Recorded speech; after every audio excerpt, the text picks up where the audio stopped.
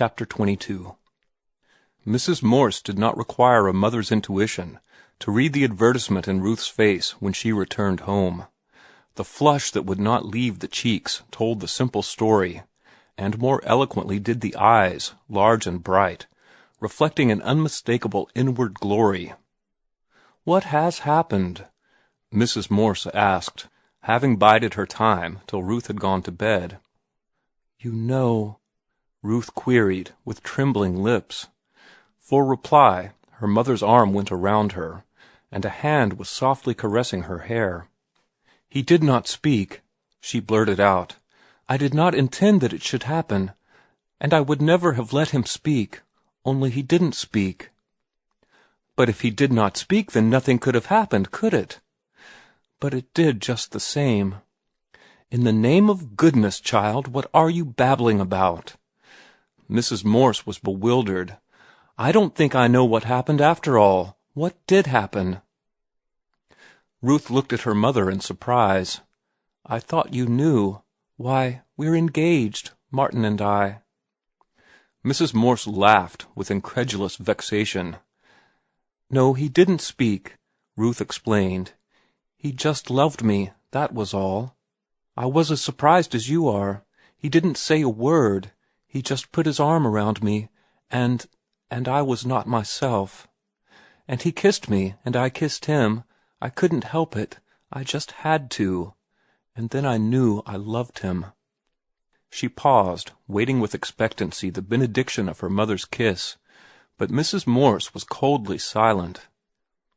"It is a dreadful accident, I know," Ruth recommended with a sinking voice, "and I don't know how you will ever forgive me. But I couldn't help it. I did not dream that I loved him until that moment, and you must tell father for me." "Would it not be better not to tell your father? Let me see Martin Eden and talk with him and explain. He will understand and release you." "No, no," Ruth cried, starting up. "I do not want to be released. I love him, and love is very sweet. I am going to marry him, of course, if you will let me. We have other plans for you, Ruth dear, your father and I. Oh, no, no, no man picked out for you, or anything like that. Our plans go no farther than your marrying some man in your own station in life, a good and honorable gentleman, whom you will select yourself when you love him." "But I love Martin already," was the plaintive protest. "We would not influence your choice in any way, but you are our daughter, and we could not bear to see you make a marriage such as this. He has nothing but roughness and coarseness to offer you in exchange for all that is refined and delicate in you. He is no match for you in any way. He could not support you. We have no foolish ideas about wealth, but comfort is another matter. And our daughter should at least marry a man who can give her that, and not a penniless adventurer, a sailor, a cowboy, a smuggler, and heaven knows what else, who, in addition to everything, is harebrained and irresponsible." Ruth was silent. Every word she recognized as true. "He wastes his time over his writing, trying to accomplish what geniuses and rare men with college education sometimes accomplish.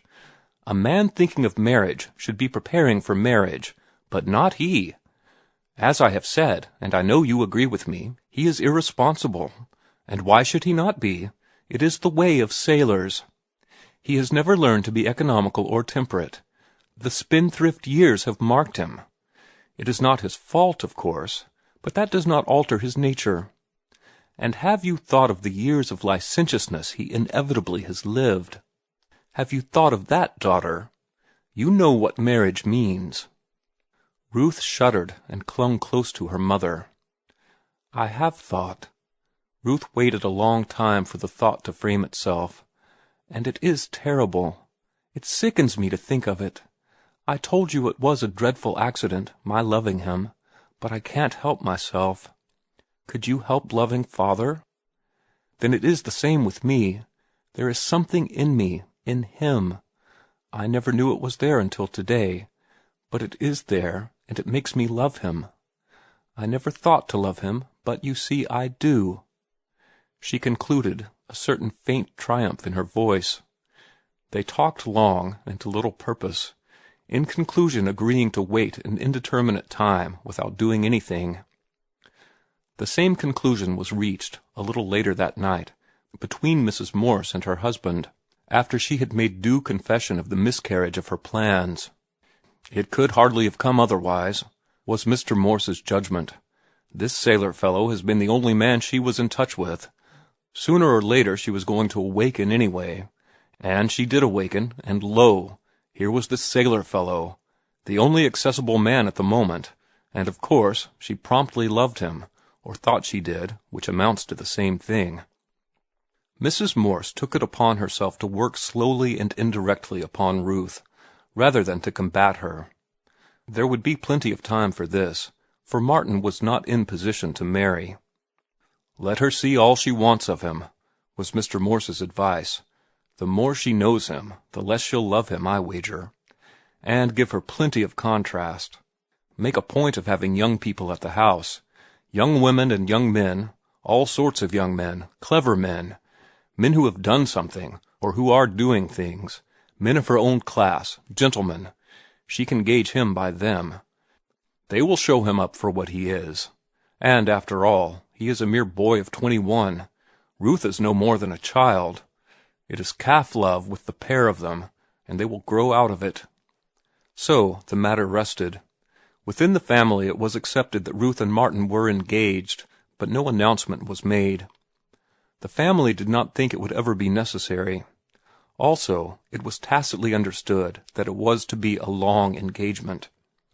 They did not ask Martin to go to work, nor to cease writing. They did not intend to encourage him to mend himself. And he aided and abetted them in their unfriendly designs, for going to work was farthest from his thoughts. "I wonder if you'll like what I've done," he said to Ruth several days later. "I've decided that boarding with my sister is too expensive, and I am going to board myself. I've rented a little room out in North Oakland, retired neighborhood and all the rest, you know, and I've bought an oil burner on which to cook." Ruth was overjoyed. The oil burner especially pleased her. "That was the way Mr. Butler began his start," she said. Martin frowned inwardly at the citation of that worthy gentleman, and went on. "I put stamps on all my manuscripts and started them off to the editors again. Then today I moved in, and tomorrow I start work." "A position!" she cried, betraying the gladness of her surprise in all her body, nestling closer to him, pressing his hand, smiling. "And you never told me. What is it?" He shook his head. "I meant that I was going to work at my writing." Her face fell, and he went on hastily. "Don't misjudge me. I am not going in this time with any iridescent ideas. It is to be a cold, prosaic, matter-of-fact business proposition. It is better than going to sea again, and I shall earn more money than any position in Oakland can bring an unskilled man. You see, this vacation I have taken has given me perspective. I haven't been working the life out of my body, and I haven't been writing, at least not for publication. All I've done has been to love you and to think. I've read some, too, but it has been part of my thinking, and I have read principally magazines. I have generalized about myself and the world, my place in it, and my chance to win to a place that will be fit for you. Also, I've been reading Spencer's Philosophy of Style, and found out a lot of what was the matter with me, or my writing, rather, and for that matter with most of the writing that is published every month in the magazines. But the upshot of it all, of my thinking and reading and loving, is that I am going to move to Grub Street. I shall leave masterpieces alone and do hack work, jokes, paragraphs, feature articles, humorous verse, and society verse, all the rot for which there seems to be so much demand. Then there are the newspaper syndicates, and the newspaper short story syndicates, and the syndicates for the Sunday supplements. I can go ahead and hammer out the stuff they want, and earn the equivalent of a good salary by it. There are freelancers, you know, who earn as much as $400 or $500 a month. I don't care to become as they, but I'll earn a good living and have plenty of time to myself, which I wouldn't have in any position. Then I'll have my spare time for study and for real work. In between the grind I'll try my hand at masterpieces, and I'll study and prepare myself for the writing of masterpieces. Why, I am amazed at the distance I have come already. When I first tried to write, I had nothing to write about except a few paltry experiences, which I neither understood nor appreciated. But I had no thoughts. I really didn't. I didn't even have the words with which to think. My experiences were so many meaningless pictures. But as I began to add to my knowledge and to my vocabulary, I saw something more in my experiences than mere pictures. I retained the pictures, and I found their interpretation. That was when I began to do good work, when I wrote adventure, joy, the pot, the wine of life, the jostling street, the love cycle, and the sea lyrics. I shall write more like them, and better. But I shall do it in my spare time. My feet are on the solid earth now. Hack work and income first, masterpieces afterward. Just to show you, I wrote half a dozen jokes last night for the comic weeklies, and just as I was going to bed, the thought struck me to try my hand at a triolet, a humorous one, and inside an hour I had written 4. They ought to be worth $1 apiece. $4 right there in a few afterthoughts on the way to bed. Of course, it's all valueless, just so much dull and sordid plodding. But it is no more dull and sordid than keeping books at $60 a month, adding up endless columns of meaningless figures until one dies. And furthermore, the hack work keeps me in touch with things literary, and gives me time to try bigger things. But what are the good of these bigger things, these masterpieces? Ruth demanded. You can't sell them. Oh, yes, I can, he began, but she interrupted. All those you named, and which you say yourself are good, you have not sold any of them. We can't get married on masterpieces that won't sell. Then we'll get married on triolets that will sell, he asserted stoutly, putting his arm around her and drawing a very unresponsive sweetheart toward him. Listen to this, he went on in attempted gaiety. It's not art, but it's $1. He came in when I was out. To borrow some tin was why he came in. And he went without. So I was in, and he was out. The merry lilt with which he had invested the jingle was at variance with the dejection that came into his face as he finished. He had drawn no smile from Ruth. She was looking at him in an earnest and troubled way. It may be $1, she said, but it is a jester's dollar, the fee of a clown. Don't you see, Martin? The whole thing is lowering.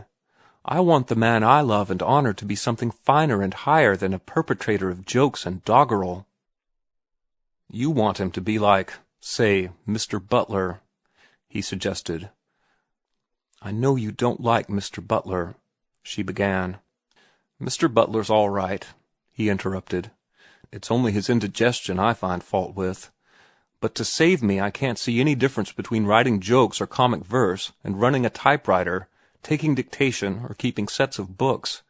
It's all a means to an end. Your theory is for me to begin with keeping books in order to become a successful lawyer or a man of business.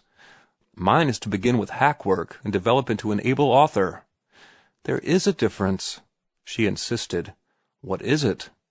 Why, your good work, what you yourself call good, you can't sell. You have tried, you know that, but the editors won't buy it. Give me time, dear, he pleaded. The hack work is only makeshift, and I don't take it seriously. Give me 2 years. I shall succeed in that time, and the editors will be glad to buy my good work. I know what I am saying. I have faith in myself. I know what I have in me. I know what literature is. Now, I know the average rot that is poured out by a lot of little men, and I know that at the end of 2 years I shall be on the high road to success. As for business, I shall never succeed at it. I am not in sympathy with it. It strikes me as dull and stupid and mercenary and tricky. Anyway, I am not adapted to it. I'd never get beyond a clerkship, and how could you and I be happy on the paltry earnings of a clerk? I want the best of everything in the world for you, and the only time when I don't want it will be when there is something better. And I'm going to get it all. The income of a successful author makes Mr. Butler look cheap. A bestseller will earn anywhere between $50,000 and $100,000. Sometimes more and sometimes less, but as a rule, pretty close to those figures." She remained silent. Her disappointment was apparent. "Well?" he asked. "I had hoped and planned otherwise. I had thought, and I still think, that the best thing for you would be to study shorthand. You already know typewriting, and go into father's office.